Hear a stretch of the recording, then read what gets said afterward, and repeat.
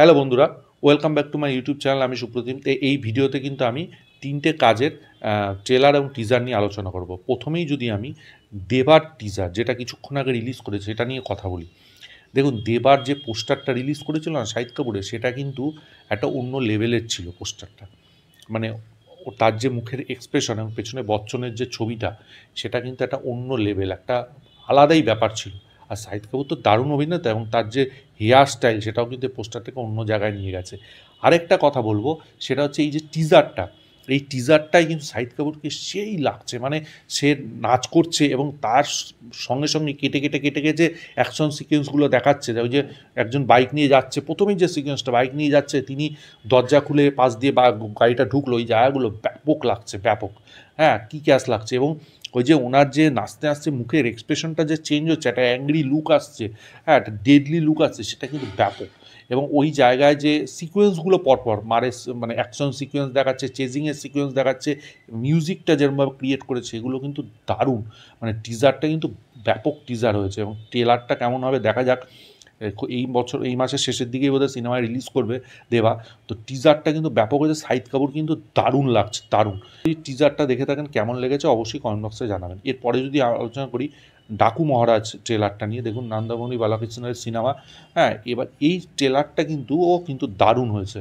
মানে এই ট্রেলারের সবচেয়ে ভালো আমার যেটা লেগেছে, এই ট্রেলারের সিন।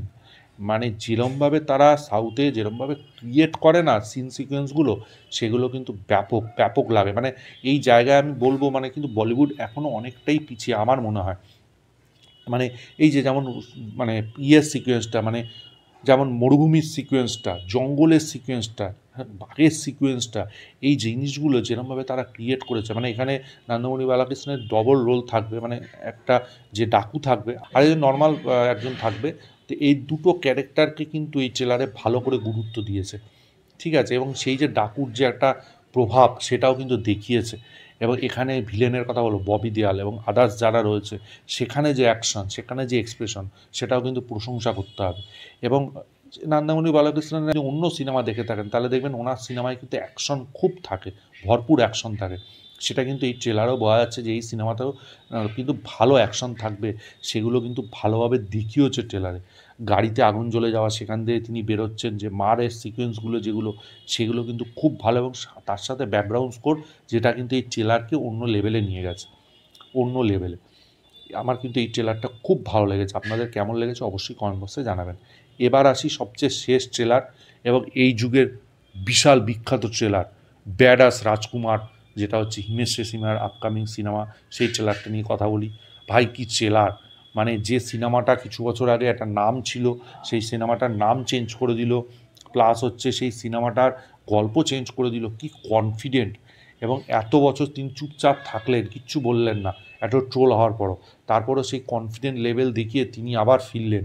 মানে কি ডায়লগ, কি সিনেমা! মানে মানে হাসবো না কাঁদবো কিছুই বুঝতে পারছি না। ওনার যে এক্সপ্রেশন, মানে একসময় নাকি সুরে গিয়ে মানে এত বিখ্যাত হয়েছেন, আবার সেই তিনি নিজেকে মানে অ্যাক্টর ভাবছেন।